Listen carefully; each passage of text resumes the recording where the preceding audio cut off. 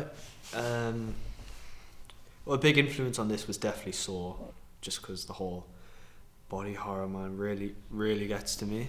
So I just knew it's what I wanted to do. I mean, like, I really like horror, and body horror just really scares me, and I find that really interesting. So I really thought really what I wanted to do for my own project. But I try and pay attention to as much as possible to have as many different influences as I can, because it's, you can never have enough influences, I think. Yeah, and like, I'm glad to be working with people that like share an interest and just want to make the best video they can, I have a question. Yeah. References to psychological horror. What kind of movies influenced you? Psychological. I don't watch a whole lot of psychological horrors, but there's definitely an element in this video with he realizes at a point that he's not escaping, he's done for, you know what I mean? Yeah. Which, for someone to think about, can be scary, Yeah, there wouldn't be any one film in particular though that influenced that decision. And how do you plan to do this in 1 minute? In 1 minute, I have thought about it a lot. But it's quite an unorthodox technique, but if there's any like music 1 minute long or some 1 minute long reference, I'll play it and try and picture the entire thing in my head, and just try and maybe write down, right before the 30-second mark, I need this much to have happened, and before, at like 55 seconds, I need this moment to happen, sort of thing. But I think it'll all fit into place, and I think it's definitely achievable. I think we could absolutely nail the visual presence if we wanted, and I think when we do, because I'm confident we will, that'll really bump up how good it is. Audio test 1. Deserved narcissism. Essentially, what happens is a man is captured in a small claustrophobic room and is dared to escape. He has been implanted with a key inside his left abdomen. Problem is, he only has a few seconds to live by cutting out the key from his stomach and escaping with his very life. We have many interpretations of this event. However, we will give you our finest one. And if you want to know the plot line, please watch the website video as you are now. The ending goes, he runs out of time and suffers a brutal fate that we will not show on camera. However, you will hear through diegetic folly. Thank you for watching.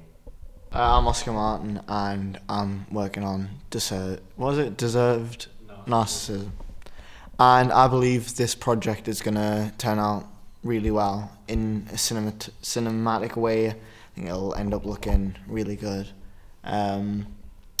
Mise en sense of just that dark feeling around you, not necessarily knowing what's going to happen, and finding out that way.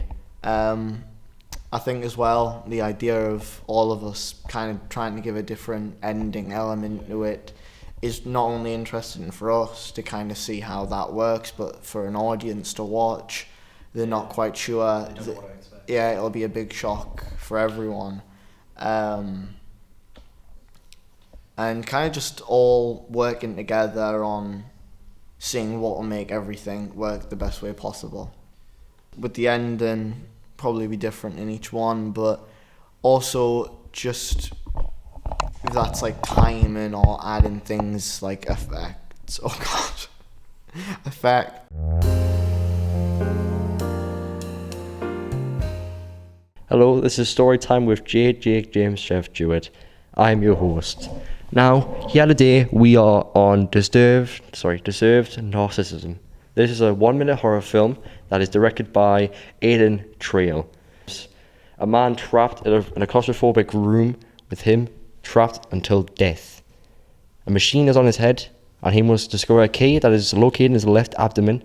He must cut it out and earn his freedom. Of course, he does not survive this ordeal. Saw is a popular franchise of the many Saw enterprises. The toy doll, I have no idea what his name is. What was his name again? Is it Billy? Is it Billy? Well, the mastermind apparently is Billy. I have no idea. However, what I do know is that most of these traps and projects that we've been working on for Deserved Narcissism have been a direct reference to Saw. It has also been referenced to many psychological thrillers in my opinion I have not watched, but Aidan Traill, the director, has watched, and I have decided to watch these films under his jurisdiction. Essentially, I am doing this out of my own research and to attempt to give you a better performance action performance. And most important of all is the stereotypes. Of course, we have the insane victim who's just suffered a traumatic event, probably gonna die because he's the only person in the film. I know the main character doesn't usually die, however some movies are a bit different, like The Shining. And also because the stereotypes of shadows, darkness, and most important of all, the creepiness and the atmosphere. We will also be using the hertz in our editing as well. Basically, for the 20 hertz project, we're going to be using this to create a sick feeling in our audience. That audience may only be 13 people in the entire class, including the teacher. However, this could be many more.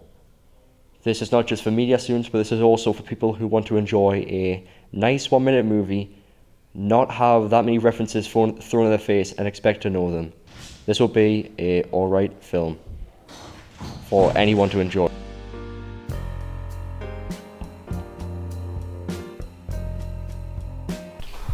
I'm working on this project called Deserved Narcissism. We're here with the J-Meister as well. We're just kind of getting test shots now. You're probably watching this on the website.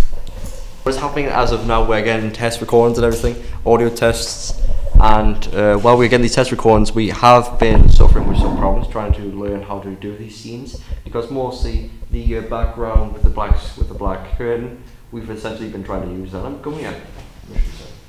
We also have Oscar Martin behind the camera as well. Oscar Martinez. Look at that. Sexy boy. Whoa. Anyways, black curtain we are essentially using for overhead shots, close-ups. That's what we use to emphasize, use mise-en-scène to determine insanity as he wakes up in a new reality where he's trying to escape for his life. He ain't even the director. A good point is in the final result, hopefully you won't really be able to make out the background, but you can make out, the character Jay, which might help because he's not really taking much note of his surroundings. He's more focused on himself, so that might emphasize you can't see the background because he's not focused on it. Yeah. That would be a happy accident for me. Yeah. Also with the term of basically adrenaline run through a system, it can be used as a system of the entire background is blurred because of how blind he is to where he is, and mostly focusing on his survivability. And if you couldn't understand that, please ask my assistant Aidan. No, I'm just kidding, I'm the assistant. I'm the lonely assistant. He doesn't get paid for this. We've got, and our prop systems that we have as of now are the fake guts, fake blood, worn-out t-shirt that I will be using, of course, and also the key that we have. Yes, key. The key. That's the most. I need to remember to bring in. Yeah, the thing is though, I feel like the key is the most important prop of our system. Not more to do with the storyline, but rather because of it's very easy to lose. Yeah, it's very easy to lose. That's the biggest problem. The mise-en-scène with the key is basically like the key to a new door, like a new life, basically. Because with this traumatic event, we could use this as an old life to a new life, because now he's the clean slate. But of course he's gonna die, so that clean slate's immediately over.